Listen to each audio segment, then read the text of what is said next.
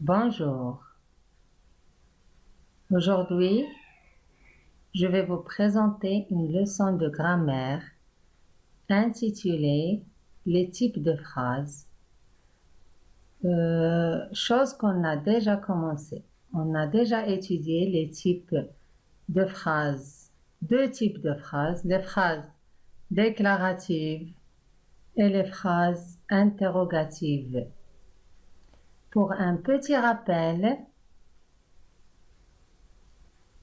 observez ces images, vous en avez 3 ici, et essayez de construire 4 phrases pour dire à ces enfants de faire ou de ne pas faire l'action qui est représentée. Dans la première image, l'action c'est faire toc-toc, c'est-à-dire taper. La deuxième image, c'est écrire sur les tables ou sur les murs. La troisième image, c'est jeter un papier dans une corbeille. Prenez votre temps, formulez des phrases.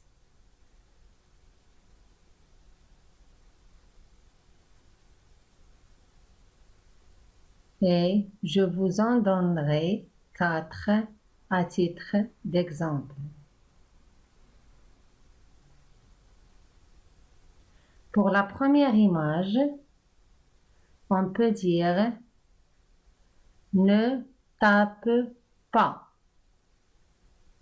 ou bien « frappe à la porte avant d'entrer ».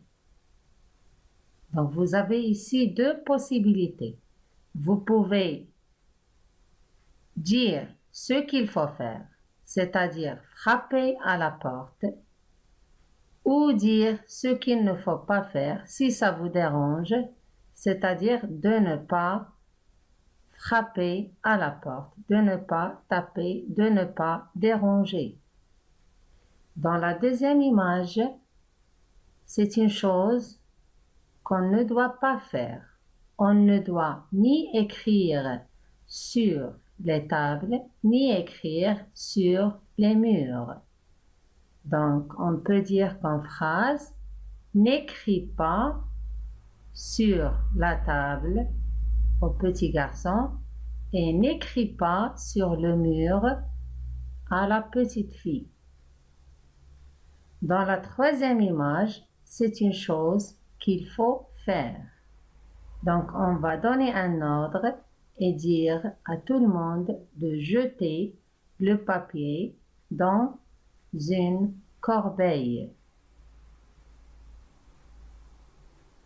J'espère que c'est clair.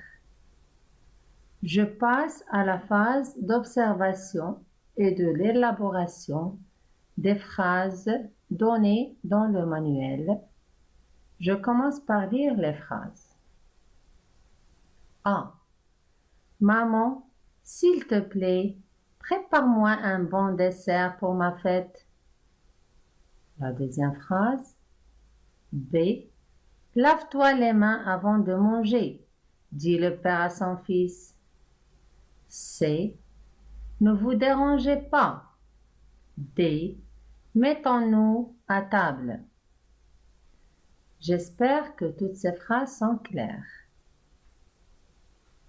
Alors, je pose la première question. À quoi sert chacune de ces phrases? La première phrase, qui parle? C'est un enfant qui parle à sa maman. Qu'est-ce qu'il lui demande? Il lui demande de lui préparer un bon dessert pour sa fête. Dans la deuxième phrase, qui parle? C'est le père qui parle. Il lui dit de laver ses mains avant de manger. Dans la phrase C, qui parle? c'est quelqu'un qui demande à un autre de ne pas se déranger. Dans la phrase D, qui parle? C'est sûrement la maman qui demande à ses enfants de se mettre à table pour manger. Alors, deuxième question. Quels signes de ponctuation sont utilisés? Alors, comme vous voyez, dans toutes les phrases, il y a des points simples. La troisième question. À combien de personnes sont conjugués les verbes? Alors, quand on dit « prépare-moi », c'est la deuxième personne du singulier. « Lave-toi », c'est la deuxième personne du singulier. « Ne vous dérangez pas », c'est la deuxième personne du pluriel. « Mettons-nous à table », c'est la première personne du pluriel. À quelle forme est la phrase? Alors, la première phrase, « S'il te plaît, maman, prépare-moi un bon dessert pour ma fête. » Alors, ici, c'est la forme affirmative. « Lave-toi les mains avant de manger, » dit le père à son fils. C'est aussi la forme affirmative. « Ne vous dérangez pas », c'est la forme négative. Pourquoi? Parce qu'il y a ne pas. D. Mettons-nous à table, c'est la forme affirmative. Alors, qu'est-ce qu'on fait dans ces phrases? On donne des ordres. Et pour donner un ordre ou un conseil, comme le fait le père à son fils, on dit que le type de la phrase est le type impératif. Alors, si vous parlez du type, vous dites impératif avec F. Si vous parlez de la phrase, bien sûr, on dit impérative avec VE. Alors, pourquoi utilise-t-on l'impératif? On emploie l'impératif pour donner un ordre ou un conseil. Alors ici, on passe à un autre mode, le mode impératif. Alors dans ce mode, on n'emploie pas les pronoms sujets, les pronoms personnels sujets. On conjugue le verbe à 3 personnes. La première personne, c'est la deuxième personne du singulier, tu. La deuxième personne, c'est la première personne du pluriel, nous. Et la troisième personne, c'est la deuxième personne du pluriel, vous. Mais on n'emploie pas les pronoms sujets. Alors, si on veut conjuguer, par exemple, le verbe fermer, on dit ferme, fermons, fermer. Le verbe écouter, écoute, écoutons, écoutez. Et pour tous les verbes du premier groupe, la deuxième personne du singulier ne prend pas S. C'est-à-dire quand on écrit ferme, c'est avec E. Écoute avec E. Conjugue avec E. Pour les verbes du deuxième groupe, qu'est-ce qu'on dit? On dit fini, mais c'est avec S. Finissons, 2 S, O, N, S. Finissez, 2 S, E, Z.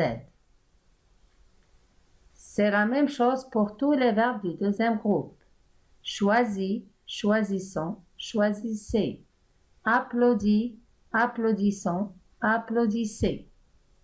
Mais pour les verbes du troisième groupe, je peux vous donner quelques exemples. Par exemple, le verbe faire. On dit fait avec S, faisons, ONS, faites avec ES. Le verbe aller, on dit va, sans S. Mais s'il y a le pronom qui remplace le lieu Y, on dit vas-y. Donc, il y a un tiré et on est obligé d'ajouter S. S'il y a Y, on dit vas-y. Comme vous le voyez, même dans la prononciation, il y a le son Z. Vas-y. Donc, je répète, va sans S, vas-y avec S. Alors, on dit va ou vas-y, allons avec ONS, aller avec EZ. On dit aussi, pour le verbe dire par exemple, dis avec S, disons ONS, dites ES. Alors, si vous voulez réviser la conjugaison des verbes à l'impératif présent, en attendant de faire la leçon, vous pouvez le faire. Ce qui compte maintenant, c'est de retenir le type de la phrase impérative qui est employée pour donner un ordre ou un conseil. Alors, essayez de faire d'autres exemples et je vous lirai tout à l'heure. Je retiens pour vous expliquer plus. Merci. Je retiens. La phrase impérative sert à exprimer un ordre. Laissez-le partir. Une interdiction. Ne punissez pas ses enfants. Un conseil. Lavez bien les légumes et les fruits avant de les manger. La phrase impérative peut être affirmative ou négative. Elle se termine par un point simple ou un point d'exclamation. C'est pourquoi il faut faire très attention et ne pas la confondre avec la phrase exclamative.